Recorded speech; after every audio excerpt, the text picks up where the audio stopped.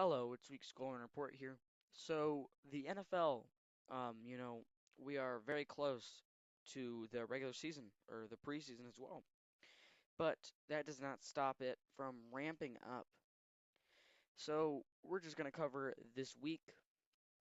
And I think the best place to start is Tony Romo. So, Tony Romo is a former, I think, Dallas Cowboys QB in the NFL and a CBS commentator, I believe. But uh, news broke that he was arrested in Milwaukee on an OWI, where he was charged after failing field sobriety test, and CBS has not commented.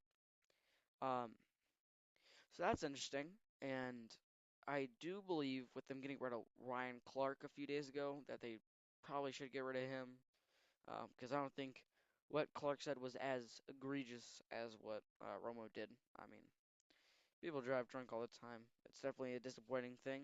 Um, so I do believe some reinforcements should be made to him. Um, but gonna move on to the Joe Mixon situation. So Joe Mixon didn't really get to play last year at all for the Texans, and it was a very disappointing thing. Um, he had a lower leg injury, I believe. Yeah, he has a rare medical blood flow condition in his foot that required a second surgery. He's currently 29 years old, but he recently talked to some of his former Cincinnati Bengals teammates where he was most of his career and told them that his career was over. I don't know if that is true. He hasn't retired or anything, but it definitely is a disappointing thing. He had such a bright future, and it's just sad to see him gone at 29. I mean, he hasn't retired formally yet, but I do believe it is coming soon. So hopefully he stays well. It's a very sad thing with him. But moving over to some better news for Raiders fans. The number one overall pick, Fernando Mendoza, has signed a massive 4-year, 57.27 million fully guaranteed rookie contract. So he's getting his money. Um, I don't know if he'll start the season because they got Kirk Cousins to kind of teach him, and honestly, they're quite alike. Um, I'd say if he does start, he starts around week 8. Because I do believe the Raiders are revamping themselves, and I feel like Cousins won't be too bad for them. I feel like they don't obviously don't make the playoffs, don't have a winning record, but I could see anywhere from 4 to 8 wins. I think they're gonna do decent, better than last year. Um, but moving on to other news, so Diego Pavia, so um, just the Heisman runner-up. Obviously, this is the first time a Heisman was like really not drafted since like 2013, I think. Um, the Ravens picked him up, um, and just like 83 days after signing him, they just waived him, so he's gone. I don't know what the next step is for him. We might be making a video on that, but this is just a weekly, um, just kind of a weekly thing we're gonna do. So this week we're doing this video. Um, maybe in a few days we could do this, but this is mainly focused on the whole NFL, not just one guy. Um, but yeah, it was definitely height was a concern. 5'9" is pretty short. And his attitude problems. Um, so maybe we'll see him in the CFL. I heard that the Winnipeg Blue Bombers are have his um his thing. So if he goes to the CFL, Winnipeg would be the one to get him. So that's interesting. And the UFL, I don't know, and I don't think he'll go to anything lower than that. Probably not European.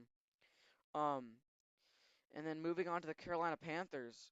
So, um, the breakout rookie Nick Scorton. He was a later round pick, I think, like second, third. He tore his ACL on day one of training camp, which is definitely sad. He's a very young guy, and it sucks to see injuries on such young people. And it looks like he was gonna have a big breakout year. And also star tackle Morton. This has been out for a while that he had a scary blood clot in his lung, but it's delaying him, and he probably won't make the start of the season with it. Better safe than sorry. And I think the Panthers would agree with that. Um, but yeah, it's a very disappointing thing, and hopefully everything works out for Morton and Scorton. Uh, it's a very sad situation. But transferring to the final subject for this video, DeAndre Hopkins. Um, he's apparently Mike Vrabel apparently reached out for the New England Patriots, and apparently he is getting shown around the place. I don't know if it's like right now, today, or the next few days or something like that. Um, but they're not interested in him as a wide receiver. They're interested in him as a coach.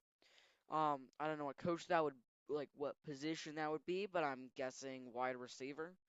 And he could be a decent coach. He's had a long, like 13-year NFL career, and I'd say soon it's time to just retire. No team is really interested in signing him as a wide receiver. The Patriots are the only team to really reach out, and I think this is his best bet if he wants to stay in the league because he's definitely a good wide receiver, but his production's been going down recently, and it seems like the best option if he wants to stay in the league, and he'd be a good coach in my opinion.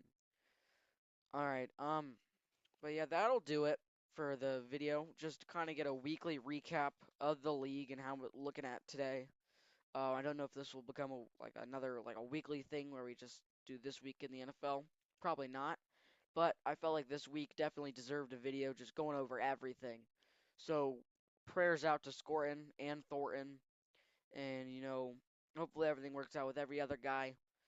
Um, Definitely a lot going on in the NFL right now, but that's gonna be me signing off.